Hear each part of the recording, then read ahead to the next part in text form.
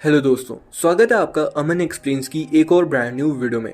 आज जो मूवी हम एक्सप्लेन करने जा रहे हैं उसमें आपको देखने को मिलेगा कि कैसे एक लड़का जो कि सिर्फ मैथ में 100 में से 100 नंबर लेता है और बाकी सब्जेक्ट्स में 0, वो आगे चल के कैसे एक ग्रेट मैथमेटिशियन बनता है और आगे चलकर कैसे 2000 से भी ज्यादा थ्योरम्स को डिस्कवर करता है। ये मूवी एक सच्ची कहानी पर आधारित है। तो बिना देरी के शुरू करते हैं आज की इस वीडियो को। मूवी की शुरुआत 1914 में होती है, जब भारत में अंग्रेजों का राज था। हमें एक मंदिर दिखाया जाता है जहाँ पर रामानुजन मंदिर के फर्श पर इक्वेशन सॉल्व कर रहा होता है। रामानुजन एक पढ़ा लिखा व्यक्ति नहीं है और उसके पास कोई डिग्री भी नहीं है, लेकिन फिर भी उसे मैथमेटिक्स में काफी इंटरेस्ट है। वह मंदिर में जाकर मंदिर के फर्श पर मैथ्स के इक्वेशन सॉल्व किया करता है, लेकिन उसे नौकरी न मिल पाने की वजह से वह काफी निराश है। रामानुजन एक शादीशुदा व्यक्ति है और उसे पैसे कमाने हैं, और इसी सिलसिले में वह एक आदमी के पास जाता है और अपनी मैथमेटिक्स की रिसर्च उसे बताता है। वह आदमी कहता है कि हम तुम्हें इसका रिकमेंडेशन जरूर देंगे। रामानुजन कहता है कि मेरी शादी हो चुकी है। वह कहता है कि मेरे पास रिकमेंडेशन है, मुझे बस एक नौकरी चाहिए, और वो उसकी इंसल्ट करके उसे वहां से निकाल देता है। रामानुजन का परिवार बहुत गरीब है और उन्हें अपना घर चलाने के लिए पैसों की जरूरत है, और उसके लिए रामानुजन को नौकरी करनी पड़ेगी, लेकिन उसके पास कोई डिग्री नहीं है, इसलिए उसे कहीं पर भी नौकरी नहीं मिल रही। यहाँ तक कि शादीशुदा होने के बावजूद भी घर पर जगह कम होने की वजह से अपने दोस्त के घर पर सोना पड़ता है। अब अगले दिन रामानुजन एक और जगह जाता है और वह अपनी मैथमेटिक रिसर्च एक आदमी को दिखाता है, और इसका नाम होता है नारायणा। वह रामानुजन की रिसर्च देखकर काफी खुश होता है और वह उसे सर फ्रांसिस के पास ले जाता है, जिसके लिए वह काम करता है, और वह उन्हें कहता है कि यह हमारा न्यू क्लर्क है। सर फ्रांसिस रामानुजन की हालत देखकर कहते हैं कि ऐसा लगता है कि ये गलियों में रहता है, इसे यहाँ से जाने के लिए कहो। लेकिन रामानुजन कहता है कि मैं नंबर के साथ बहुत अच्छा हूँ, अभी आप सिर्फ मुझे बाहर से देख रहे हैं, और आपको बहुत जल्द पता चल जाएगा कि मैं एक कांच का टुकड़ा नहीं बल्कि एक हीरा हूँ। रामानुजन ऐसा इसलिए कहता है क्योंकि उसे अपनी कैलकुलेशन, अपनी मैथमेटिक्स पर और अपने आप पर बहुत विश्वास होता है। और इसके बाद रामानुजन को जॉब मिल जाती है, और इसके बाद रामानुजन अपनी पत्नी और अपनी माँ के लिए एक घर किराए पर लेता है ताकि वो सब साथ रह सके। लेकिन इस घर में सिर्फ एक ही बेड होता है, और वो अपनी पत्नी को बोलता है कि मैं जमीन पर सो जाऊंगा और मैं इसका आदी हूँ, तुम बेड पर सो जाना। और उसके बाद रामानुजन काम पर चला जाता है। काम पर जाने के बाद जब रामानुजन काम करता है, कैलकुलेशन करता है, तो वह एबुकस का यूज नहीं करता। एबुकस एक पुराने तरह का कैलकुलेटर होता है। तो जब मिस्टर नारायणा उससे पूछते हैं कि तुम इसका यूज क्यों नहीं करते, तो रामानुजन कहता है कि इससे तेज मैं अपने दिमाग में कैलकुलेशन कर सकता हूँ। यह बात सुनकर मिस्टर नारायणा काफी हैरान होते हैं। फिर वह रामानुजन से कहते हैं कि जब सर फ्रांसिस यहाँ पर आएंगे तब इसका यूज करने का नाटक कर लेना, ताकि उन्हें लगे कि तुम इसका इस्तेमाल कर रहे हो।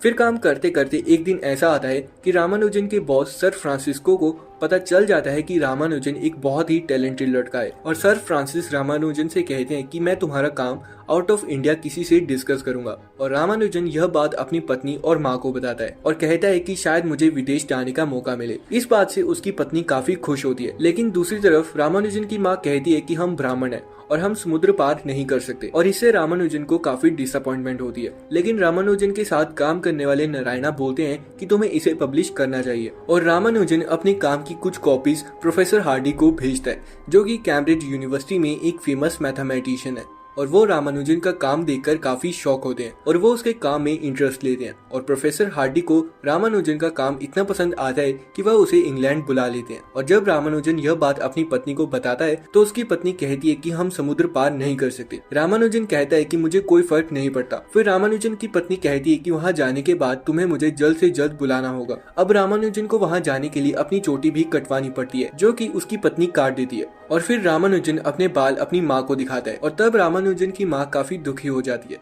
क्योंकि एक ब्राह्मण के बाल कटना यानी पूरे समाज में उनकी बदनामी होना।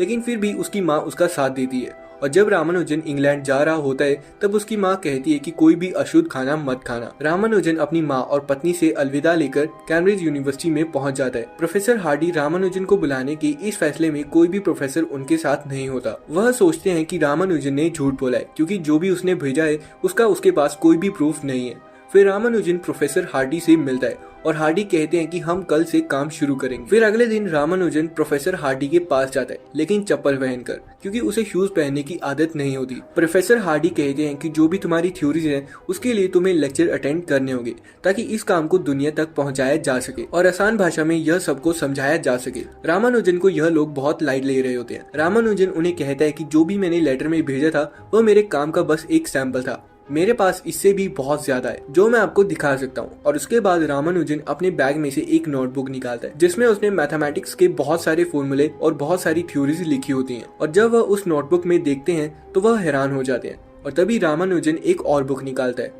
और यह सारी की सारी रामानुजन की खुद की डिस्कवरीज होती हैं। अगले दिन रामानुजन एक क्लास में जाता है और वहाँ ब्लैक बोर्ड पर प्रोफेसर एक मैथमेटिकल थ्योरम लिख रहा होता है और प्रोफेसर रामानुजन से पूछते हैं कि क्या तुम इस इक्वेशन को समझते हो, जिस पर रामानुजन कहता है कि हाँ मैं इस इक्वेशन को समझता हूँ। प्रोफेसर कहता है कि अगर तुम इस इक्वेशन को समझते हो तो इसे सॉल्व करके दिखाओ और रामानुजन कुछ ही वक्त में उस इक्वेशन को सॉल्व कर देता है। प्रोफेसर रामानुजन से पूछते हैं कि यह तुमने कैसे किया जबकि मैंने इक्वेशन का प्रूफ पूरा नहीं किया था। रामानुजन कहते हैं कि मुझे नहीं पता, मैंने बस कर दिया। प्रोफेसर क्लास खत्म कर देता है और रामानुजन से कहता है कि यह दोबारा मेरी क्लास में मत करना और प्रोफेसर कहता है कि निकल जाओ मेरी क्लास से। जहां रामानुजन को उसके काम के लिए उसे अप्रिशिएट करना चाहिए था वहां उसे इंसल्ट किया जाता है और इस भेदभाव से उसे काफी दुख होता है। फिर प्रोफेसर हार्डी उससे पूछते हैं कि तुम्हें उस इक्वेशन का आंसर कैसे पता चला। रामानुजन कहते हैं कि वह मेरे दिमाग में अपने आप आ गया, मुझे कुछ नहीं पता। रामानुजन कहता है कि मुझे नहीं पता कि आप प्रूफ ढूंढने के लिए अपना टाइम वेस्ट क्यों कर रहे हैं, मेरे पास फॉर्मूलाज हैं। प्रोफेसर हार्डी उसे कहते हैं कि मैं तुम्हारे काम की वैल्यू जानता हूँ लेकिन उसे समझाने के लिए और समझने के लिए प्रूफ्स की जरूरत है। फिर प्रोफेसर हार्डी उसे लाइब्रेरी में ले जाते हैं जहाँ वह उसे न्यूटन की किताबें दिखाते हैं और वह उसे कहते हैं कि न्यूटन की किताब हमारा मार्गदर्शन करती है क्योंकि इस किताब में लिखी गई हर एक चीज का प्रूफ है, जबकि तुम्हारी किताबों में कोई डिटेल नहीं है, कोई प्रूफ नहीं है। जो भी तुमने डिस्कवरी की है हमें उनकी डिटेल और प्रूफ चाहिए और अगर तुमने अपनी डिस्कवरीज की डिटेल्स लिख दी तो मुझे यकीन है कि तुम्हारी किताब भी यहाँ पर रखी जाएगी। प्रूफ यानी कि जैसे रामानुजन ने कोई भी थ्योरम को सॉल्व किया तो उसे उसकी स्टेटमेंट देनी पड़ेगी कि उसने सॉल्व कैसे किया और क्यों किया। तभी रामानुजन के काम को दुनिया और प्रोफेसर्स एक्सेप्ट करेंगे क्योंकि रामानुजन तो वो सब कुछ कर सकता है जो उसके दिमाग में आएगा, लेकिन दूसरे तभी कर सकते हैं जब हर एक चीज का एक प्रॉपर प्रूफ होगा। और प्रोफेसर हार्डी की बात रामानुजन को समझ में आ जाती है और उसके बाद वह अपने काम में जुट जाता है, जिसके बाद रामानुजन थ्योरम्स का प्रूफ लेकर आता है लेकिन उनमें कुछ गलतियां होती हैं जो कि प्रोफेसर हार्डी ठीक कर देते हैं। जिसके बाद रामानुजन की पहली डिस्कवरी पब्लिश होती है, जिसके बाद उसका नाम और उसकी फोटो पेपर में भी आती है और यह बात इंडिया में भी पहुंच जाती है, जिसके बाद उसके घर वाले काफी खुश होते हैं। अब सब कुछ सही चल रहा होता है कि तभी इंग्लैंड में जंग शुरू हो जाती है और इसीलिए रामानुजन घर के लिए एक चिट्ठी लिखता है और उस चिट्ठी में लिखता है कि उसका इंडिया आना ठीक नहीं होगा।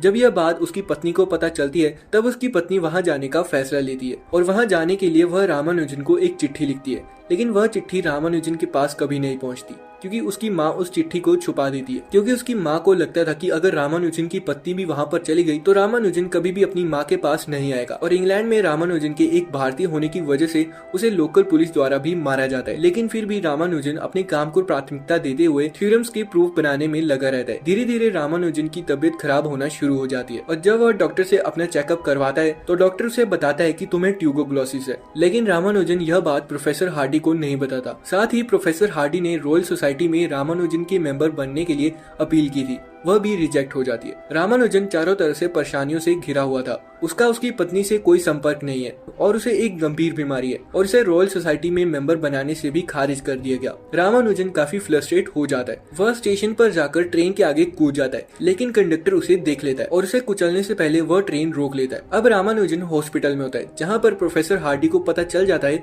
कि रामानुजन एक गंभीर बीमारी से लड़ रहा है और वह ज्यादा दिन तक जिंदा नहीं बचेगा। रामानुजन और प्रोफेसर हार्डी एक कमरे में बैठे होते हैं जहां रामानुजन प्रोफेसर हार्डी से कहते हैं कि मैं जल्द से जल्द अपना काम पूरा करूंगा और फिर मैं अपने देश अपने घर वापस चल जाऊंगा। रामानुजन कहता है कि मैं जहां भी मरूं आप मुझे मेरे घर वापस लेकर जाएंगे। रामानुजन बीमार है लेकिन फिर भी वह पार्टीशन थ्योरी ऑफ नंबर्स के प्रूफ के ऊपर काम करता है और अपने काम को कंप्लीट कर लेता है और उसका काम देखकर यूनिवर्सिटी के बड़े बड़े प्रोफेसर्स के होश उड़ जाते हैं क्योंकि किसी को भी विश्वास नहीं था कि वह इस काम को पूरा कर सकता है। और इस बार रामानुजन को रॉयल सोसाइटी का मेंबर बना लिया जाता है। रामानुजन को काफी सम्मान दिया जाता है। इसके बाद रामानुजन अपने घर के लिए निकल जाता है और घर वापस आने के बाद उसे बीमारी बुरी तरह से घेर लेती है और वह घर आने के 1 साल के अंदर मर जाता है। और जब यह बात प्रोफेसर हार्डी को पता चलती है तो वह काफी दुखी होते हैं। रामानुजन की मौत 32 साल की उम्र में ही हो गई थी। तो दोस्तों ये मूवी एक सच्ची कहानी पर आधारित है। रामानुजन एक जाने माने मैथीशियन थे जिनकी मौत बहुत कम उम्र में हो गई थी, लेकिन जाते जाते इन्होंने 2000 से भी ज्यादा थ्योरीज को डिस्कवर किया था। तो दोस्तों आज की इस वीडियो में बस इतना ही। अगर आपको वीडियो अच्छी लगी तो प्लीज सब्सक्राइब कर लेना और लाइक कर देना। मैं मिलता हूँ आपको नेक्स्ट वीडियो में, तब तक के लिए बाय।